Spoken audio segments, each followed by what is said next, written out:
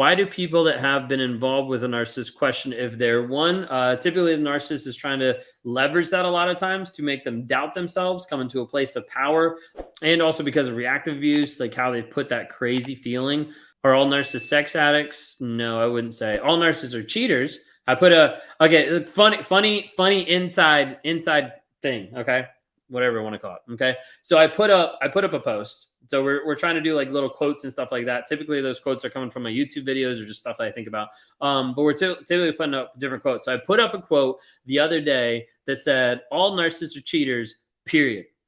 And it wasn't too long after that I got a DM off of that story. I think someone put up on a story. I got a DM off of that, and all the person said was like, "This narcissist is not."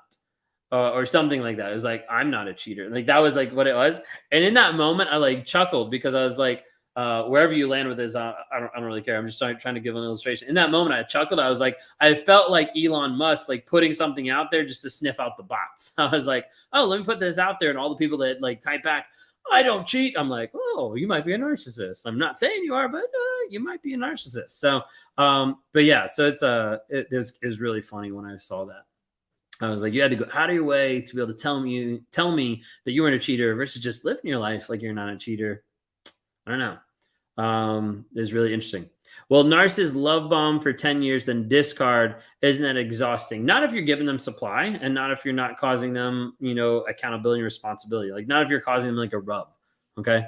My ex still has some of her belongings at mine. I've messaged her about collecting and get ignored. Is that a control thing? No, that's a leverage thing. So they can come back in your life whenever. So box it up, ship it, give it to a friend, whatever you need to do, get it out of your house.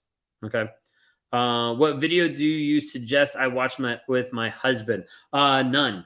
I don't really recommend people sharing it with narcissists because a lot of times what happens is they'll learn and adapt to the terminology and they'll start to flip it back on you. So you have to be extremely careful about bringing up stuff about narcissism and especially giving them the tools of like, oh, look, this is all about narcissism. And they're like, oh, yeah, actually, yeah, I don't feel emotionally safe with you anymore. I think you're the abusive one. So you just be really careful about that. Okay. I would say, so side note, if you're in the part where you're like, I want to approach them, want to talk about this. Okay. Approach behaviors, don't approach traits, and don't approach the label. Okay. So like deal with like, hey, like we seem to be struggling with like honesty. Like, can we work through this? Can you actually stop being a liar? Can you stop being a cheater? Like whatever it might be. Like, can we work on this? If there's any semblance of like, okay, we can work on this. Let's put a plan. I'll work on being different. Here's how I'm going to like be responsible, be accountable, all that kind of stuff. Like that kind of a thing. Then you can start progressing a little bit, but like sniff out the waters first there. Okay. When do they decide to discard you? When you no longer serve them. So narcissist oftentimes views you as an appliance. So it views you as a toaster. When you stop doing your job, the narcissist is like, why would I want you in my life? Okay. Do people with NPD split like BPD? Sometimes, not all the times.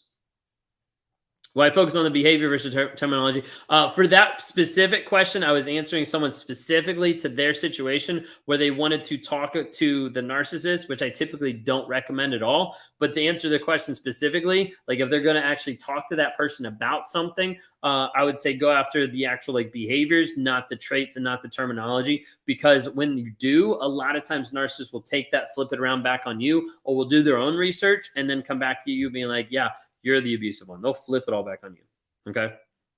I don't know how to do no contact with kids. He ends up reeling back into my life by being sweet. So understand that is him reeling you back. Like him being sweet isn't a reality. Like that's not happening. What he's doing is he's making sure to be able to leverage the kids to be back in your life. He's hoovering you back with the kids. No contact with the kids is using third-party app. Third-party drop-offs is getting to the place, and there's lots of people that are doing it. There's more and more people that are learning how to do it, of getting to the place where they're 100% no contact. One of these days, after we finish producing the week-long challenge, and after we get the 45-day clarity challenge like up and rolling with all the kinks, because we have to transition platforms and stuff like that, we're going to eventually, I have it on my to-do list down the road, we're going to eventually work on doing like a whole how-to manual. Okay. Do they hoover old supply when they are bored with new supply? Yeah, a lot of times. What got you to decide to do help? That's kind of a long story. Go to my YouTube and check out Self-Aware Narcissist, or I recently dropped a video talking about like my journey in narcissism and stuff like that. Okay.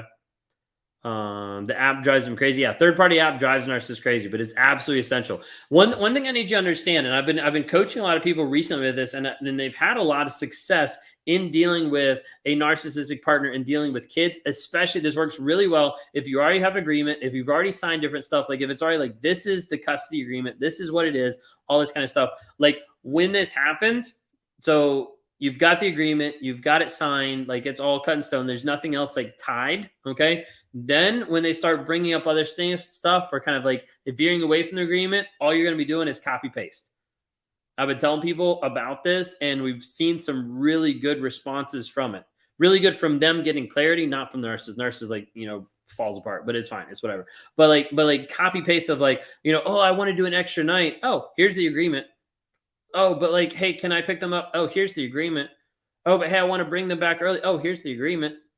Just simple copy paste of like, you adhere to this. And what it does is over a period of time, either the person starts to get through their head, oh, maybe I shouldn't approach it this way. Or they get to the place of like, I no longer want to approach it this way because I always get the same response. One of the reasons why a narcissist keeps pressing your buttons is because they keep getting different responses. Like imagine every time like you keep pressing this button, something new happens. Why not keep pressing it? Again, I don't say that to be like funny, but I say that to just be like reality of like when you keep giving the narcissist a different response, don't expect them to stop. But when you keep giving them the same response, and this is talking about habits of like, this is going to consistently be no matter what, I'm going to respond the same way. It's like, this isn't happening anymore. Okay. Katie, I need these third-party apps because otherwise it goes to my daughter and it's not fair to her. Yeah, no, absolutely. Couple people throw in the chat different apps. I know there's people on here that have third-party apps. I know one would be Talking Parents. Man, I don't have my list anymore. When we moved, it got all lost in all the shuffle. But there's several other ones. Our Family Wizard, yes, absolutely. That one's a good one as well. I don't remember my whole list. Our Family Wizard. I think it's like We Parent. There's a couple other ones out there, but yeah. Push and pull cycle is a nightmare. You never know if you're coming or going. Absolutely. It's part of the trauma bond, reactive abuse, and working through the shame afterwards. I was talking about reactive abuse, and I'm like writing stuff down and like walking people through, and I write out reactive, and then I circle the active, and I draw an arrow in front of the re. And I'm like, see what's actually happening? Like we focus so much on the reaction, and we no longer focus on the action that actually happened before the reaction that caused it. So like the reactive abuse is crazy, but you have to understand like where it's actually coming from. Okay.